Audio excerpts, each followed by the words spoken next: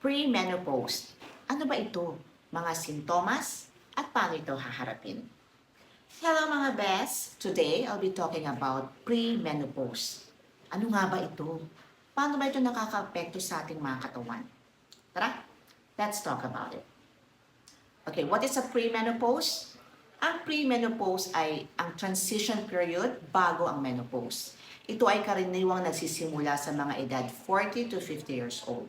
At sa panahong ito, ang ating mga katawan ay nagsisimula ng magbago at may mga sintomas na maaaring maranasan mo ito.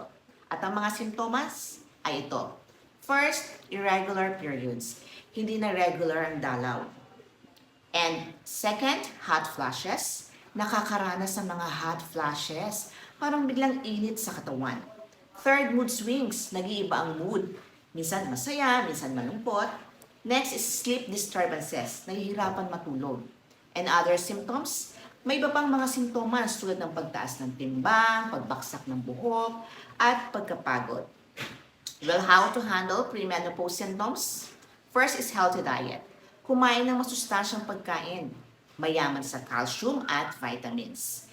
Then, exercise. Mag-exercise regularly. Makakatulong ito sa iyong katawan at isip. And then, stress management. Mag-relax at mag-manage ng stress. Makakatulong ito sa iyong mood at katawan. And get enough sleep. Matulog ng maaga at magpahinga sa mga oras na kailangan mo. And of course, consult a doctor. Kumonsulta sa doktor para sa mga tanong at concern mo tungkol sa premenopause. For overall conclusions, ang premenopause ay isang natural na bahagi ng buhay. Huwag kang mag-alala, may mga paraan para makontrol ang mga sintomas.